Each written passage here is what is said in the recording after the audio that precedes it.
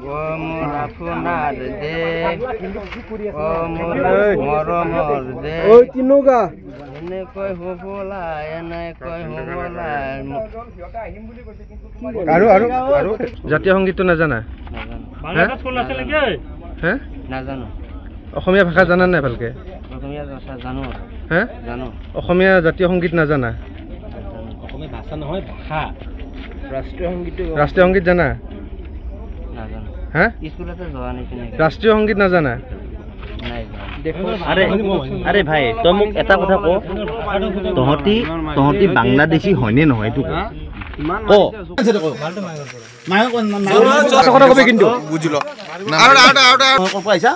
আমি নাঙলী চৰবে বস্তুবিলাক আনিছো আমি কৈছো এবাৰ আকৌ মাটি কিনিছো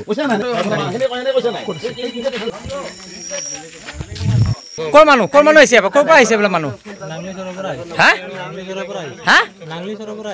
ক'ত নাঙলী চৰ ক'ত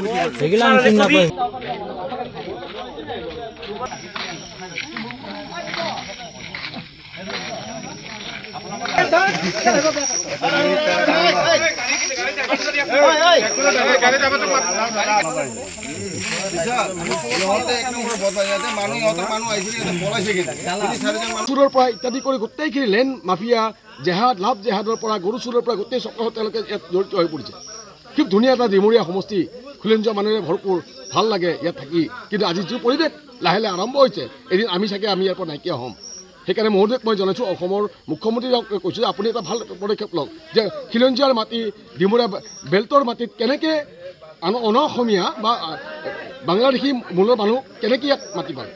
আজি নহয় আগৰ পৰা তেনেকৈ এই আমাৰ দীঘাৰ নৈৰে তেনেকৈ ভূতভূতিৰে বহুত মানুহ তেনে আমাৰ ডিমৰীয়া সমষ্টিত সোমোৱা আমি দেখা পাইছিলোঁ কিন্তু আজি যিটো ৰাস্তাটো হ'ল তেওঁলোকে এই মাথৰিৰে বা এই ৰাস্তাৰে তেওঁলোকে বিভিন্ন ধৰণৰ চৰ চাপৰিৰ পৰা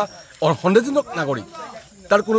সেয়া নাই তেওঁলোকে যেনেকৈ দিনে ৰাতি তেওঁলোকে ইয়াত আগ্ৰহণ কৰিছে আমি জানো আৰু আমি জানো সাংঘাতিকভাৱে ডিমৰীয়া সমষ্টিখন এটা ট্ৰাইবেল বেল এৰিয়া বা আমাৰ ভূমিপুত্ৰসকলৰ কাৰণে এটা খিলঞ্জীয়া মানুহ কাৰণে এটা সাংঘাতিক এটা ক্ৰাইটেৰিয়া ঠাই তাত কেনেকৈ আগ্ৰহণ কৰিছে সাংঘাতিকভাৱে আচৰিত সোণাপুৰৰ কথা বিজিনীৰ কথা ডিমৰীয়া মানুহখিনিয়ে সাংঘাতিকভাৱে এটা বেলেগ এটা চিটনত মানে জীয়াই আছে সাংঘাতিকভাৱে আমি দুখ পাওঁ কেতিয়াবা যে এইবিলাক মানুহ কোনে মাটি বিক্ৰী কৰিছে এই দালাচক্ৰ কোন আছে তেওঁলোকক আমাৰ মানুহে বিক্ৰী কৰিব লাগিব যিহেতুকে আমাৰ মাটি আজি মানুহকেইজন ক'ৰ পৰা আহিছে তেওঁলোকে আমি গম পাইছোঁ যে মৰিগাঁও বা মায়ঙৰ পৰা চৰ চাপৰিৰ পৰা অহা বুলি আমাক জনাইছে হা উচ্ছেদিত মানুহসমূহ আহিছে নেকি নিশ্চয় তেনেকুৱাই আগ্ৰহণ হৈছে গাড়ী আমাৰ ইহঁতে 4খনমান গাড়ী দেখা পাইছিলে 2খন গাড়ী চন্দ্ৰপুৰ ফালে গুচি গ'ল 2খন ধৰা পৰিছে আৰু এইটো আজি নহয় ৰেগুলাৰ আহি থাকে এনেকৈ গাড়ী আমাৰ ইয়াত বহুত আমাৰ গাঁৱৰ ল'ৰাখিনি আছিলে দেখি সিহঁতে ফোন কৰিলে যে এনেকৈ বহুত গাড়ী মিয়াৰ গাড়ী আহিছে ঘৰলৈ মোৰ লগৰলৈকে আহিলে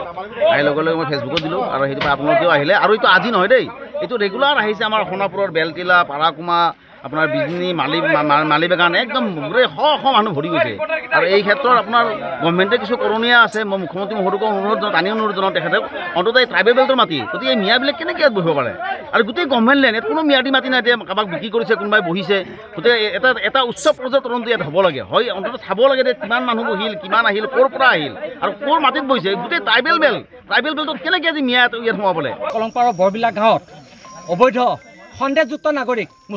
সন্দেহযুক্ত মুছলমান মানুহ ইয়াৰ স্থানীয় আমাৰ খিলঞ্জীয়া সনাতনী মানে যুৱক কিছুসকলে তেওঁলোকক মানে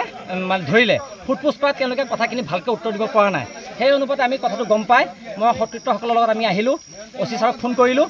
আহি যে দেখা পাওঁ হয়ো দুখন গাড়ী তেওঁলোকে ঘৰ মানে ভাঙি আনিছে ক'ব পৰা কেঁচা বাঁহৰ ঘৰ তৰ্জাবিলাক খেৰ চেৰ ভাঙি আনি এইফালে মানে কষ্টলিফালে যাব ওলাইছে এতিয়া কথা হ'ল তেওঁলোকে এই দুখন ধৰাৰ আগত বাকী 4-5খন গাড়ী বোলে পলাইছে গতিকে কথা হ'ল সোণাপুৰৰ নিচিনা এটা খিলঞ্জীয়া ভূমিপুত্ৰৰ বেল এৰিয়াত কেনেকৈ অচিনাকি সন্দেহযুক্ত নাগৰিক ইয়াত ভৰ্তি হ'ল কেনেকৈ হ'ল ইয়াৰ পিছত কোন আছে কোন দালাল আছে কচলি গাঁওখন ভৰ্তি হৈ গ'ল সোণাপুৰ গাঁও পঞ্চায়ত আজি তেওঁলোকে ভোটৰ নিৰ্ণয় কৰিব পৰা হৈ গ'ল কেনেকৈ হ'ল কৈ আছোঁ মই দুপৰীয়া খুজিছোঁ তেখেতক মোৰ ঘৰত গৈছে মোৰ ল'ৰাক বোলে ফোন কৰিছে সিহঁতে বোলে খৰি আৰু কিবা কিবি আনিব গাড়ীত দুখন লাগে ভাড়া কৰি লৈ গৈছে তেওঁ সুধিছোঁ ক'ৰ পৰা আনিবি বোলে মায়াংচৰৰ পৰা বোলে তাতে বোলে গাড়ী লোড হৈ আছে নৌকা লোড হৈ আছে নৌকা আনি দিব মায়াঙৰ পৰা আমি গাড়ী লোড কৰি ট্ৰেক্টৰ লোড কৰি লৈ আহিম খৰি আৰু হেৰি বেৰা কেইটামান কেইটামান খৰি সেইখিনি লৈ আহিম মোক তাৰমানে ঘৰৰ মালিকে মোক ফোন কৰিছে ঘৰৰ মালিক কোন এওঁ নাই এই নহয় ঘৰৰ মালিকটো ফোন কৰি আছে এতিয়া ফোন ৰিচিভ কৰা নাই ই কৈ আছে আহি আছে এওঁ কোন হয় এই গাড়ীৱালা গাড়ীৱালা মানে এই ট্ৰেক্টৰৱালা ই তই কি আনিম বুলি ভাড়া লৈছিলি ট্ৰেক্টৰৰ মালিক খৰি মোক তাৰমানে ঘৰৱালা কৈছে তই কি আনিম বুলি ভাড়া লৈছিলি মোক কয় যে কেইটামান খৰি আছে আৰু কেইটামান বেৰা আছে চকী টুকি লৈ আহিবি ঠিক আছে তই খৰি আৰু বেৰা এওঁ কৈছে তই মানিছ তই টিং কিয় লৈ আচল ঘটনা লৈ আহিছে